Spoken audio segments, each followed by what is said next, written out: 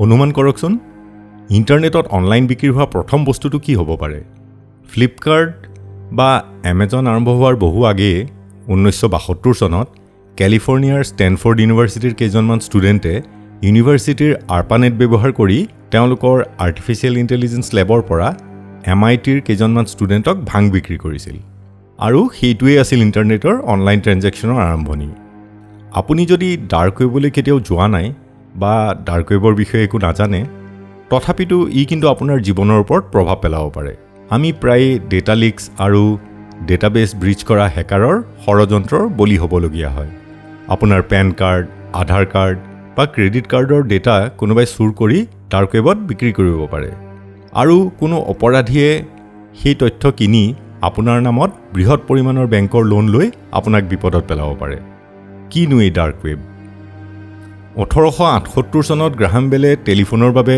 Royal Albert medal লাভ কৰাৰ সময়ত বা 1909 চনত মাৰ্কনিয়ে ৱায়াৰলেছ টেলিগ্ৰাফিৰ বাবে নোবেল প্ৰাইজ পোৱাৰ সময়ত হয়তো কোনেও কল্পনাই কৰিব পৰা নাছিল যে এই প্ৰযুক্তিবোৰে ভৱিষ্যতে পৃথিৱীৰ আটাইবোৰ মানুহক এজনক আনজনৰ সৈতে সকলো সময়তে ইণ্টাৰনেটৰ মাধ্যমেৰে সংযোগ কৰি ৰাখিব ইণ্টাৰনেটত পৃথিৱীৰ বিভিন্ন ঠাইৰ পৰা বিভিন্নজনে আহি একেলগে মিলিত হ'ব পাৰে ইণ্টাৰনেটত ইমান বিষয়বস্তু আছে যাৰ বেছিভাগৰে অস্তিত্ব আমি হয়তো কল্পনাই কৰিব পৰা নাই আপুনি যিয়েই সন্ধান কৰে সেয়া কোনো প্ৰডাক্ট হওক বা ছাৰ্ভিচেছ লিগেল হওক বা ইললিগেল মৰেল হওক বা ইমৰেল ইণ্টাৰনেটত যে বিচাৰি পাবই সেইটো 100% আপুনি ইয়াক ভাল বেয়া কেনেদৰে ব্যৱহাৰ কৰে সেইটো আপোনাৰ ব্যক্তিগত সিদ্ধান্ত ব্যৱহাৰ অনুযায়ী আমি ইণ্টাৰনেটক 3 ভাগত ভাগ কৰিব পাৰোঁ ছাৰ্ফেচ ৱেব ডিপ ৱেব আৰু ডাৰ্ক ৱেব আমি সকলোৱে দৈনন্দিন ব্যৱহাৰ কৰা ছাৰ্ফেচ ৱেবৰ দৰেই ডাৰ্ক ৱেবো বিভিন্ন ৱেবছাইট ফৰাম আৰু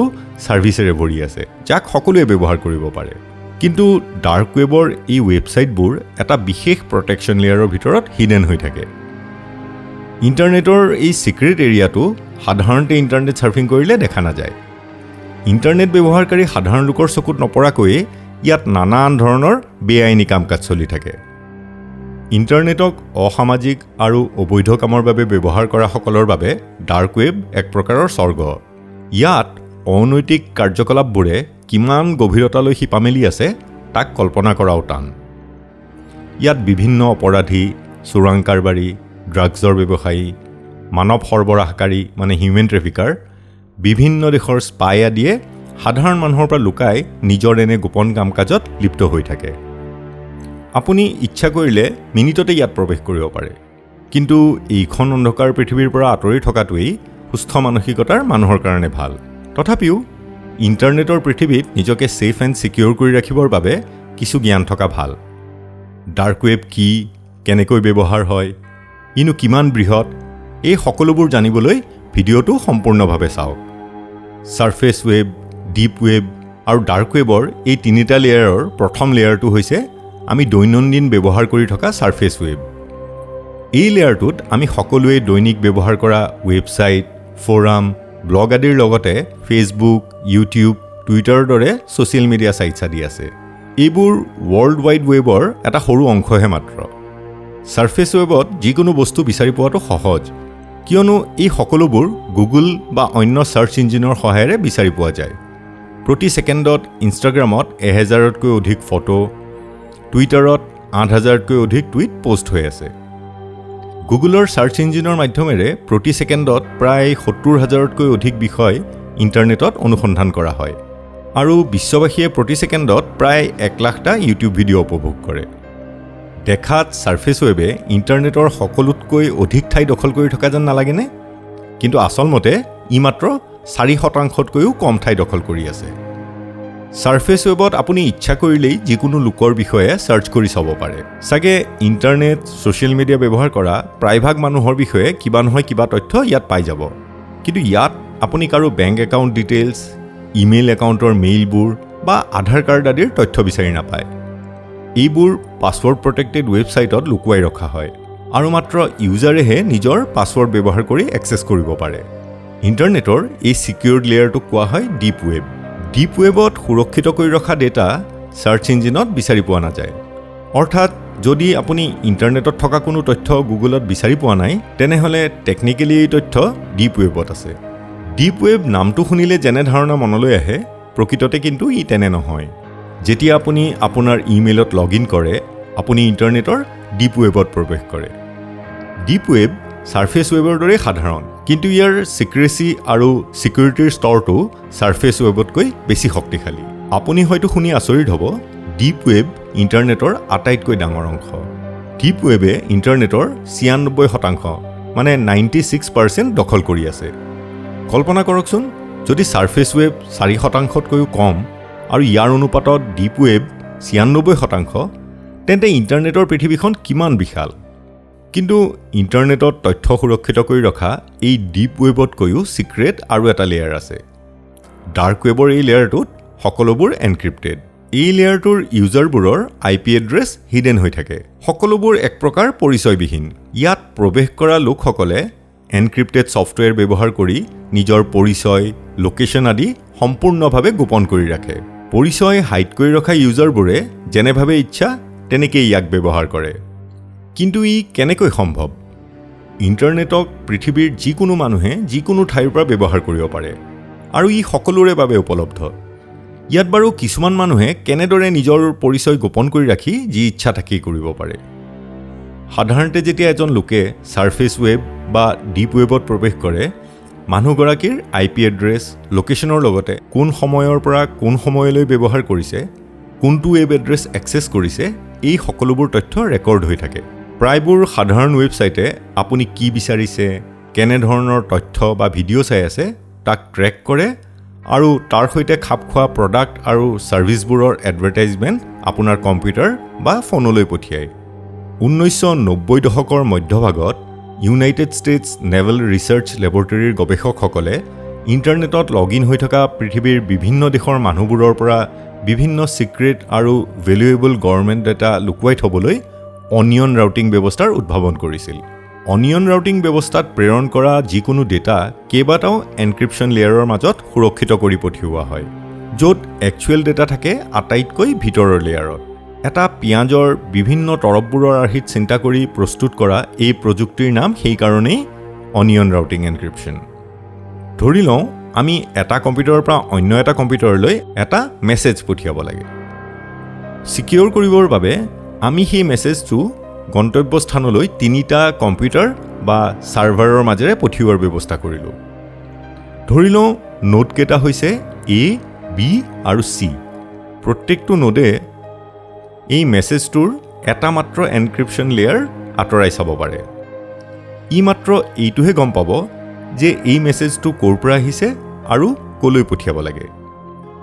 গতিকে অৰিজিনেল মেছেজটো আৰু ইয়াৰ অৰিজিন সম্পৰ্কে A, B আৰু Cৰ কোনো নলেজ নাই।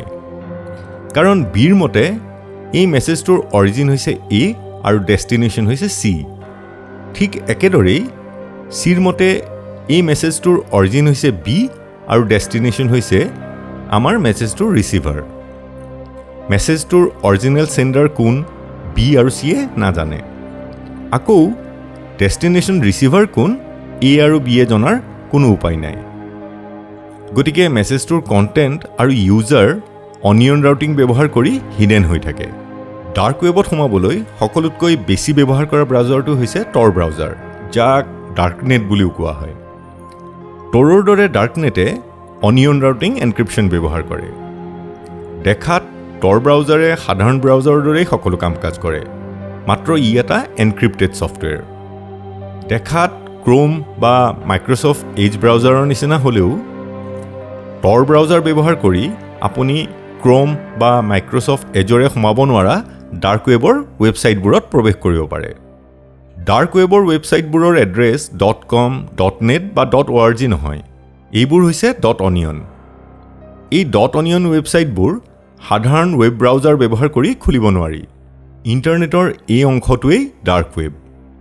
ইয়াৰ এটা নিজাববীয়া ৱাইকি পেজ আছে, য'ত ডাৰ্ক ৱেবত থকা সকলোবোৰ ৱেবছাইটৰে লিংক দিয়া আছে।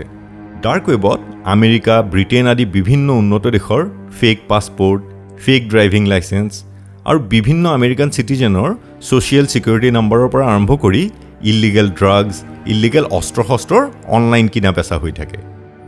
ছাৰ্ফেচ ৱেবত আমি দেখা এমেজন, ফ্লিপকাৰ্ট আদিৰ দৰে ডাৰ্ক ৱেবৰ মাৰ্কেট প্লেচবোৰো অতিকৈ ব্যস্ত। কিন্তু ইয়াত ইলেক্ট্ৰনিক্স বা জোতা কাপোৰৰ ঠাইত AK-47ৰ পৰা ৰকেট লঞ্চাৰলৈকে কিনা বেচা হয়, যেন একোটা সাধাৰণ বস্তুহে। সাধাৰণতে ট্ৰেক কৰিব পৰা ডেবিট কাৰ্ড বা ক্ৰেডিট কাৰ্ড ডাৰ্ক ৱেবত ব্যৱহাৰ কৰা নহয়। সেইবাবেই ডাৰ্ক ৱেবত বিটকইন বা বিটকইনৰ নিচিনা ক্ৰিপ্ট'কাৰেঞ্চিৰ ব্যৱহাৰ দেখা যায়। এনেদৰে ক্ৰিপ্ট'কাৰেঞ্চি ব্যৱহাৰ কৰি হোৱা লেনদেনবোৰে ভেণ্ডৰ আৰু কাষ্টমাৰ সকলোৰে পৰিচয় গোপন কৰি ৰাখে। ডাৰ্ক ৱেবত কিছুমান ৱেবছাইটে ক্ৰিপ্ট'কাৰেঞ্চি ডলাৰলৈও সলনি কৰা দেখা যায়। ডাৰ্ক ৱেব অবৈধ ড্ৰাগছ বিক্ৰী কৰা ৱেবছাইটেৰে ভৰি আছে। ইয়াৰে সকলোতকৈ চৰ্চিত আৰু কণ্ট্ৰভাৰ্চিয়েল ৱেবছাইটটো হৈছে চিল্ক ৰোড। 2011 চনত ডাৰ্ক ৱেবত এই ছাৰ্ফেচ ৱেবত আমি ব্যৱহাৰ কৰা এমেজন, ফ্লিপকাৰ্ট আদিৰ দৰেই চিল্ক ৰোড নামৰ এটা অবৈধ ড্ৰাগছ, নকলি নোট, অবৈধ অস্ত্ৰ আৰু চুৰি সামগ্ৰীৰ অনলাইন ষ্ট'ৰে দেখা দিছিল। 2013 চনত আমেৰিকাৰ FBI-য়ে এই ৱেবছাইটটো বন্ধ কৰি দিয়ে আৰু ইয়াৰ ক্ৰিয়েটৰ ৰছ উলব্ৰিক্টক এৰেষ্ট কৰে। কিন্তু মাত্ৰ 2 বছৰতে চিল্ক ৰোডে প্ৰায় 80 কোটি টকাৰ বিটকইন ট্ৰেঞ্জেকশ্যন কৰিছিল। বিটকইনৰ বৃহৎ সফলতাৰ আঁৰত চিল্ক ৰোডৰ বিশেষ ভূমিকা আছে বুলি ক'লেও ভুল নহ'ব। কিয়নো চিল্ক ৰোড আৰম্ভ হোৱাৰ আগে এটা বিটকইনৰ ভেলিউ $1তকৈও কম আছিল। গতিকে বিটকইনৰ ছাকচেছৰ কাৰণে ইল্লিগেল ট্ৰেঞ্জেকশ্যন এটা ডাঙৰ ফেক্টৰ। ৰছ উলব্ৰিক্টক আমেৰিকাৰ আদালতে 2টাকৈ লাইফ চেণ্টেন্স আৰু এডিশ্যনেল 40 বছৰৰ কাৰাবাসৰ লগতে পে'ৰল নোপোৱাৰ শাস্তি প্ৰদান কৰে। কিন্তু বহুতে ভবাৰ দৰে ডাৰ্ক ৱেব এটা বিশাল নেটৱৰ্ক নহয়। ইয়াৰ ব্যৱহাৰকাৰীৰ সংখ্যাও সাধাৰণ ইণ্টাৰনেটৰ তুলনাত একেবাৰে সীমিত। আৰু এনে অবৈধ ব্যৱহাৰকাৰী প্ৰত্যেক বছৰে বিভিন্ন দেশৰ পুলিচৰ হাতত এৰেষ্ট হৈ থকাৰ বাতৰি পোৱা যায়। কিন্তু ডিমাণ্ড থাকিলে ছাপ্লাইও থাকিবই। এইবাবেই নতুন নতুন ইল্লিগেল ৱেবছাইট নিতৌ আৰম্ভ হৈ থকাও দেখা যায়। এটা বন্ধ হ'লে তাক পূৰ কৰিবলৈ নতুন 10টাই গঢ় লৈ উঠে। সৰু সৰু অপৰাধৰ লগতে ডাৰ্ক ৱেবত বৰ্তমানে ভাড়াতীয়া হত্যাকাৰী, বিভিন্ন কোম্পানীৰ ডেটা চুৰ কৰি বৃহৎ ধনৰ বিনিময়ত অন্য কোম্পানীক বিক্ৰী কৰাৰ দৰে গুৰুতৰ অপৰাধো আৰম্ভ হ'বলৈ ধৰিছে। এনেকি অবৈধ মানৱ অংগৰ লেনদেনো হোৱা দেখা যায়। ডাৰ্ক ৱেবত আটাইতকৈ বেছি জনপ্ৰিয় ৱেবছাইট হৈছে ইল্লিগেল পৰ্নোগ্ৰাফি, স্পেচিফিকেলি সকলোতকৈ ঘৃণনীয় ছেক্সুৱেল এবিউজ আৰু চাইল্ড পৰ্নোগ্ৰাফি। ৱাইকিপিডিয়াৰ ডাৰ্ক ৱেব পেজটোৰ মতেই ডাৰ্ক ৱেবৰ দৰে ঠাইটো বিচাৰি পাবলৈ টান যদিও ডাৰ্ক ৱেবৰ 80% ট্ৰেফিক চাইল্ড পৰ্নোগ্ৰাফিৰ। অৱশ্যে বৰ্তমান সময়ত বিভিন্ন দেশৰ চৰকাৰে, বিশেষকৈ এনে ৱেবছাইট থকা আমেৰিকা, জাৰ্মানী আৰু পেৰাগুৱেৰ চৰকাৰে এনে প্ৰায়বোৰ ৱেবছাইট বন্ধ কৰিবলৈ সক্ষম হৈ উঠিছে। ডাৰ্ক ৱেবত সঘনাই দেখিবলৈ পোৱা হাউ টু কিল ছামৱানৰ নিচিনা ডিছকাশ্যন ফৰামৰ আলোচনাবোৰ অতিকৈ চিন্তাজনক। এনে আলোচনা দেখিলে মানৱ আৰু সভ্যতা এই 2টা শব্দৰ সংযোজনৰ ক্ষেত্ৰতেই আপোনাৰ মনত প্ৰশ্নৰ উত্থাপন হ'ব। ডাৰ্ক ৱেবত আপুনি যিমানেই ভিতৰলৈ সোমাই গৈ থাকিব, পৰিৱেশো সিমানেই ভয়াৱহ। অতিকৈ আচৰিত হ'বলগীয়া বিষয়টো হৈছে ডাৰ্ক ৱেবৰ অপৰাধীসকল বেছি সংখ্যকেই জেললৈ গৈ পোৱা ছিজন ক্ৰিমিনেল বা শাৰীৰিকভাৱে ভাবুকি প্ৰদান কৰিব পৰা ফিজিকেলি ষ্ট্ৰং বিধৰ নহয়। দেখাত এইবোৰ আমাৰ দৰেই সাধাৰণ লোক। কিন্তু এনেও নহয় যে ডাৰ্ক ৱেবত কেৱল অপৰাধ আৰু অপৰাধীকহে দেখা যায়। সমূহ ডাৰ্ক ৱেবৰ ৱেবছাইটৰ সংখ্যা মাত্ৰ 2000-ৰ পৰা 10,000 মান। ইয়াৰে কিছু সংখ্যক ৱেবছাইটহে ইল্লিগেল কাম কাজৰ সৈতে জড়িত। যদিও অবৈধ বা অনৈতিক নহয়, আনবোৰ ৱেবছাইটৰো পৰিচয় গোপন কৰি ৰাখিব বিচৰাৰ কোনো নহয় কোনো ধৰণৰ কাৰণ থাকে। ডাৰ্ক ৱেবত কোনো ধৰণৰ চেঞ্চৰশ্বিপ নাই। বহু সাধাৰণ ৱেবছাইটো ইয়াত থকাৰ এটা মুখ্য কাৰণ। হয়তো ছিক্ৰেট আৰু চেঞ্চৰশ্বিপ ফ্ৰী কাৰণেই ডাৰ্ক ৱেবে সহজতে মানুহক আকৰ্ষিত আৰু আসক্ত কৰে। ডাৰ্ক ৱেবৰ টৰ ব্ৰাউজাৰ ব্যৱহাৰকাৰীসকলৰ ভিতৰত মাত্ৰ 6%হে ইয়াক ইল্লিগেল আৰু অনৈতিক কামত ব্যৱহাৰ কৰা দেখা যায়। বেছি সংখ্যকেই এনেবোৰ ৱেবছাইট যিবোৰ গুৰুত্বপূৰ্ণ, কিন্তু চেঞ্চৰশ্বিপৰ বাবে তেওঁলোকে এনেধৰণৰ তথ্য বা আলোচনা ছাৰ্ফেচ ৱেবলৈ আনিব নোৱাৰে। আকাৰ হিচাপে চাব গ'লে ডাৰ্ক ৱেবত মাত্ৰ কেইহাজাৰমান ৱেবছাইট আছে আৰু ইয়াৰ দৈনিক ব্যৱহাৰকাৰীৰ সংখ্যা প্ৰায় 1 লাখৰ পৰা 2 লাখ। ই তেতিয়াহে ভয়াৱহ যেতিয়া আপুনি ইয়াৰ ইল্লিগেল ৱেবছাইটবোৰত প্ৰৱেশ কৰে। প্ৰাসংগিকৰ ছাবস্ক্ৰাইবাৰ নৱজ্যোতি বৰাই ডাৰ্ক ৱেব বিষয়ক ভিডিঅ' এটা বনাবলৈ কমেণ্ট যোগে অনুৰোধ কৰিছিল। বিষয়টো কণ্ট্ৰভাৰ্চিয়েল হোৱা বাবে ইয়াক কেনেধৰণে দৰ্শকসকলৰ সন্মুখত উপস্থাপন কৰিব পাৰি সেই বিষয়ে চিন্তাত পৰিছিলোঁ। দুটা বাণী মনত পৰিল। প্ৰথমটো হৈছে ইগন'ৰেঞ্চ ইজ ব্লিছ, মানে কিছুমান কথা হয়তো জনাতকৈ নজনাই ভাল। কিন্তু তাতোকৈ গুৰুত্বপূৰ্ণ দ্বিতীয়টো হ'ল ignorance is the উম্ব of Monsters. অজ্ঞতাই অন্ধকাৰলৈ ঠেলি নিলেও জ্ঞানে পোহৰ বিলায়। গতিকে যি ধৰণেই পাৰোঁ বিষয়টো সকলোৰে আগত দাঙি ধৰিলোঁ। আশা কৰোঁ এনে তথ্যৰ সৎব্যৱহাৰহে হ'ব। সকলোকে প্ৰাসংগিক চেনেলটো লাইক, শ্বেয়াৰ আৰু ছাবস্ক্ৰাইব কৰিবলৈ অনুৰোধ জনালোঁ। ধন্যবাদ।